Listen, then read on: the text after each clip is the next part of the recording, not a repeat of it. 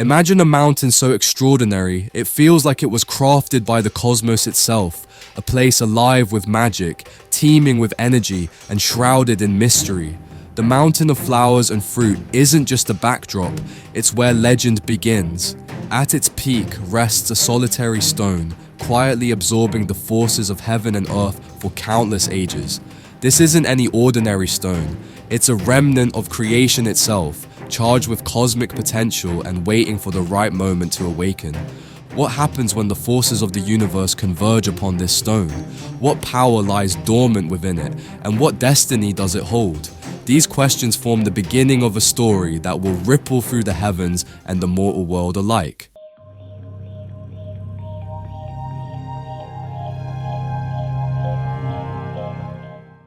In the vast expanse of the world, where mountains scrape the sky and clouds weave between jagged cliffs, there lies a peak unlike any other, the mountain of flowers and fruit. Nestled within this sacred realm, a solitary stone rested atop the mountain's summit. Its origins were mysterious, whispered only in the myths of gods and immortals. Formed by the essence of heaven and earth, this stone absorbed the energies of the sun by day and the moon by night, growing heavy with celestial power over countless ages. For eons, the stone stood still, a silent witness to the passage of time. But it was no ordinary rock. Its surface shimmered faintly, and strange marks swirled across it, resembling the ever-shifting patterns of the heavens themselves. To the untrained eye, it was merely a stone, but to those attuned to the cosmic forces, it was a beacon of latent energy, a vessel waiting to be filled with life. Then, one fateful day, the balance of the heavens shifted. The sky above the mountains seemed to hold its breath, and the air grew thick with an otherworldly charge. With a thunderous crack, the stone split open, and from within emerged a creature unlike anything the world had ever seen.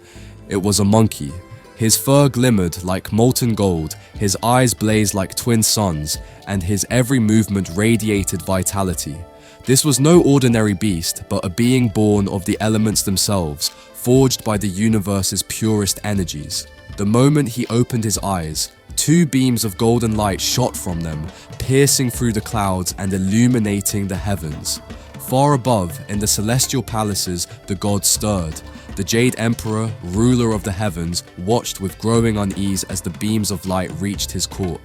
This monkey was not a creation of the gods, nor a product of mortal hands. He was something entirely new, something unbound by the laws of heaven or earth. The monkey, however, was oblivious to the divine attention. He leapt from the cracked stone, his movements quick and agile as though he had been alive for centuries.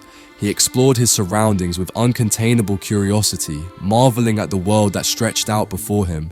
Every step he took seemed to carry the mountain's energy, and the ground beneath his feet hummed faintly, as if recognizing its new ruler. For the gods, his arrival was an omen. This stone-born creature, imbued with the essence of heaven and earth, was more than a mere anomaly. He was a force of nature. The heavens could sense it already. This monkey's existence would one day challenge the very foundations of the celestial order.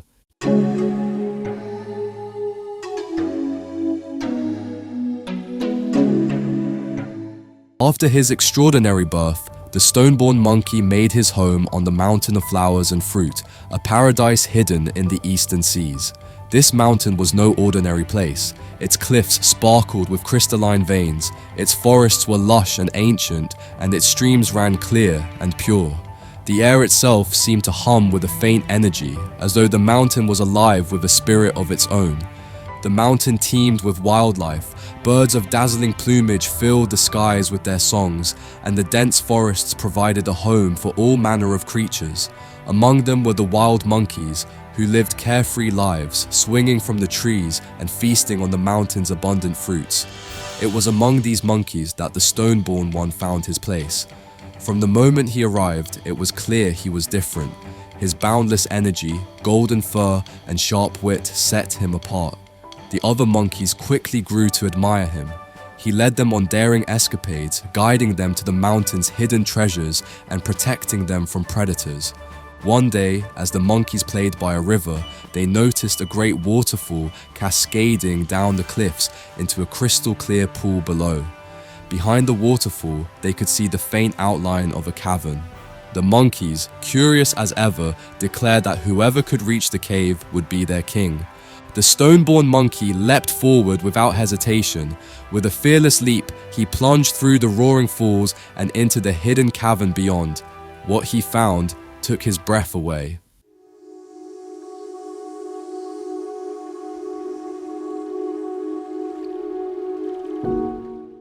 Behind the waterfall lay a vast cavern, its walls shimmering with crystals that reflected the sunlight streaming through the water. The air was cool and damp, filled with the sound of the cascading falls. Pools of clear water dotted the cavern floor, their surfaces so still they mirrored the glittering ceiling above. It was as though the mountain itself had prepared this sanctuary, waiting for someone bold enough to claim it. The stone-born monkey explored every corner of the cave, marveling at its natural beauty. In the center, he found a flat, smooth stone that seemed almost like a throne. Without hesitation, he sat upon it, declaring, "This shall be my kingdom, and this cave my palace." The other monkeys, seeing him emerge triumphantly from the waterfall, cheered and hailed him as their king. They called the cavern the Water Curtain Cave, a name that would become legendary in its own right. Under their new king's rule, the monkeys thrived. The stone-born monkey, now called the Monkey King, led them with wisdom and strength. He protected them from the dangers of the wild and shared the bounty of the mountain. The Water Curtain Cave became their fortress, a symbol of the Monkey King's daring and ingenuity. Yet for all his achievements, the Monkey King felt a deep yearning. The mountain, though vast and wondrous, was not enough to contain his boundless ambition. He often gazed out at the horizon, his sharp eyes scanning the seas and skies, wondering what lay beyond.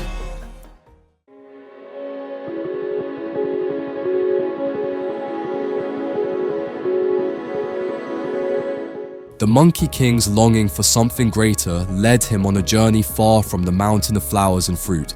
His travels eventually brought him to the Eastern Sea, where he heard tales of the underwater palace of Wukong, the Dragon King. This palace, it was said, held treasures of immense power, including weapons fit for a king. With characteristic boldness, the Monkey King plunged into the sea and swam to the Dragon King's palace. The court of Wukong, shimmering with coral spires and golden walls, was a sight to behold. The Dragon King, regal and proud, was initially amused by the Monkey King's audacity. "I have come to claim a weapon worthy of my strength," declared the Monkey King. Amused by the monkey's arrogance, Wukong invited him to choose from his armory. But no weapon satisfied the Monkey King.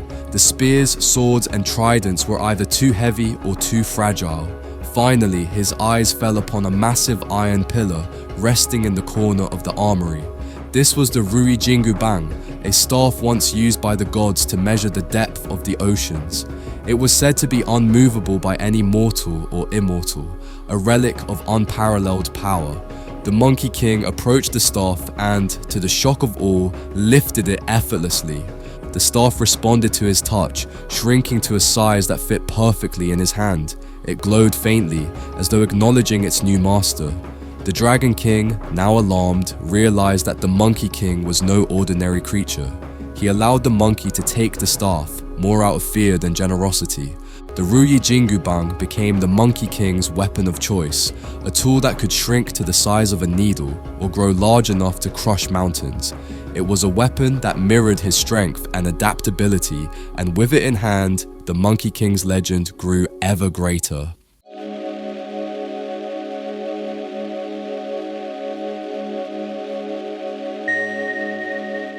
After claiming the Rui Jingu Bang, the Monkey King continued his journey of self-discovery and mastery.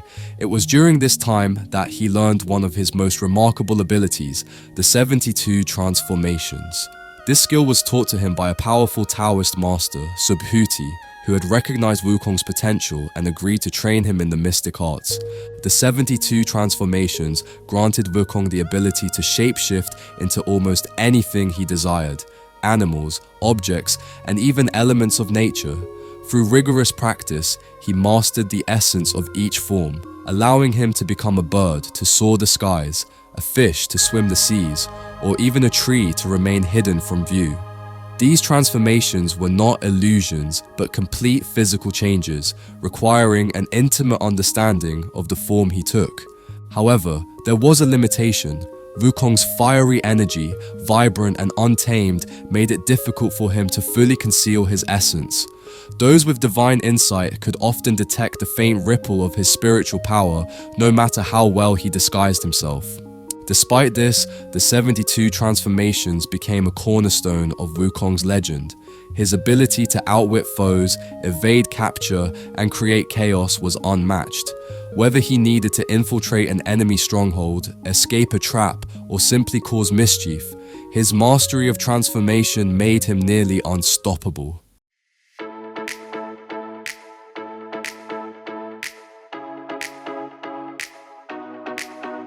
Another of Wukong's extraordinary abilities was his cloud somersaulting, a skill that allowed him to traverse vast distances in a single leap. This was no ordinary form of travel. It was a manifestation of his mastery over his own spiritual energy. With one somersault, Wukong could leap more than 54,000 kilometers, crossing mountains, oceans, and even realms with ease. This ability symbolized more than just physical movement. It was an expression of Wukong's defiance of boundaries. No cage could hold him, no mountain could block his path, and no ocean could stop his advance. Wherever he wished to go, his cloud somersaulting carried him there, leaving trails of golden light in his wake. Legends speak of Wukong leaping into battle with such speed and force that even the gods were caught off guard. His leaps were awe-inspiring to witness, a reminder that this stone-born king was untethered by the limitations that bound lesser beings. For Wukong, his cloud somersaulting was not just a means of travel, it was a declaration of his freedom. Every leap was an act of rebellion against the constraints of the world, a defiant reminder that the Monkey King would never be contained.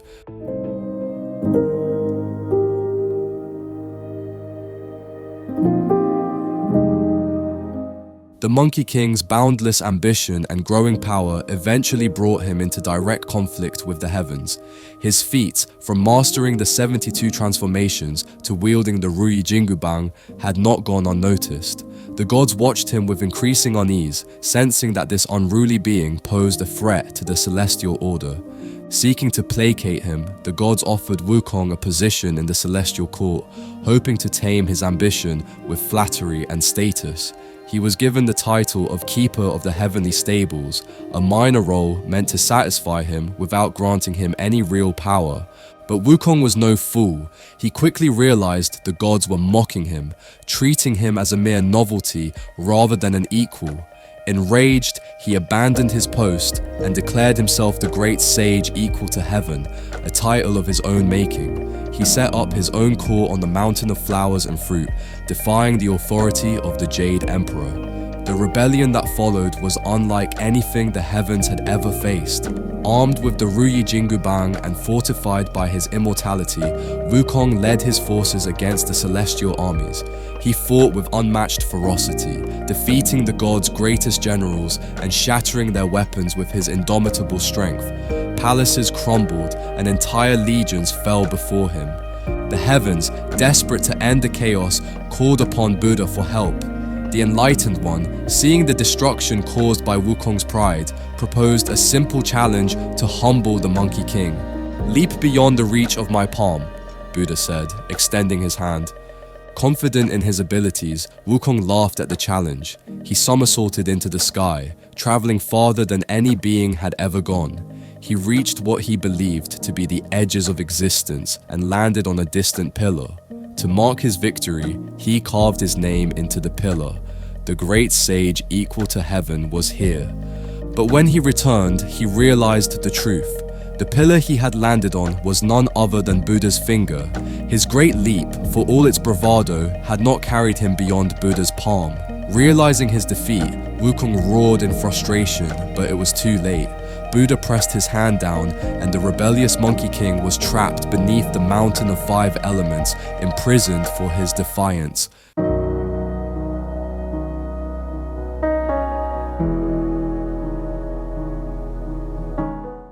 Defeated by Buddha, the Monkey King was trapped beneath the mountain of 5 elements, a prison unlike any other.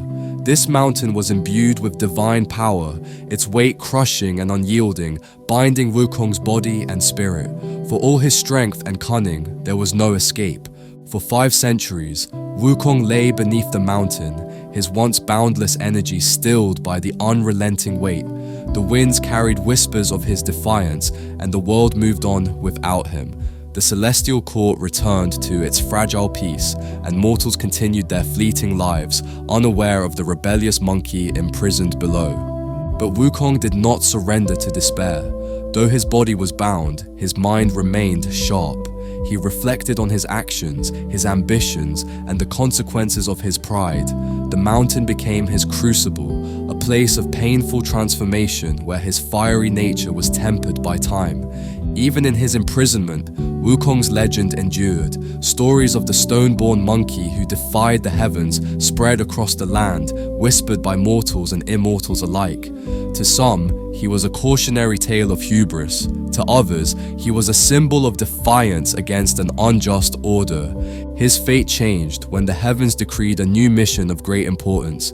The Jade Emperor, seeking to maintain balance between the mortal and divine realms, chose a Buddhist monk named Tang Sanzang to undertake a sacred journey. The monk was tasked with traveling to the west to retrieve holy scriptures that would bring enlightenment and harmony to the world. The gods knew the journey would be fraught with danger, and Tang Sanzang would need protection. Thus, they looked to Wukong. The rebellious monkey, though dangerous, was also powerful, and his strength could be harnessed for the greater good.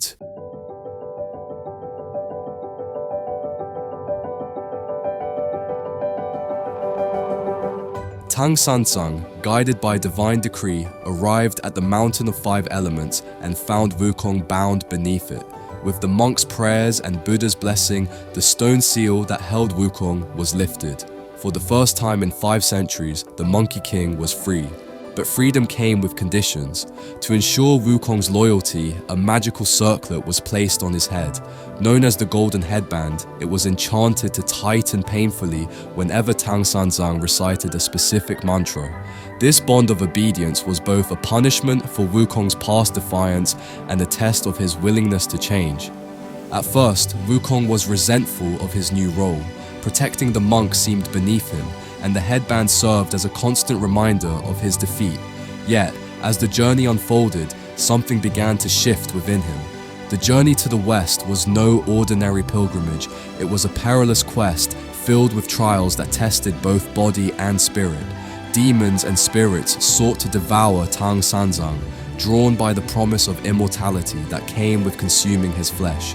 Wukong, armed with the Rui Jingu Bang and his mastery of the 72 transformations, stood as the monk's unshakable guardian, defeating all who dared to stand in their way.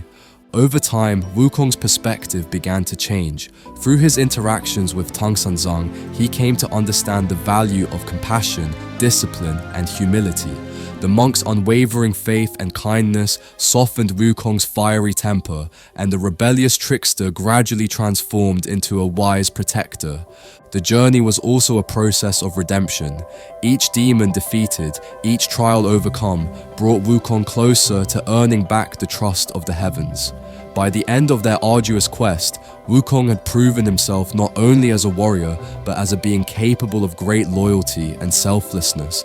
When the scriptures were finally retrieved and the journey complete, Wukong's transformation was recognized by the heavens. He was granted the title of Buddha Victorious in Strife, a testament to his growth and redemption. No longer the unruly Monkey King who had defied the gods, he was now a figure of balance, a protector who had earned his place in the celestial order.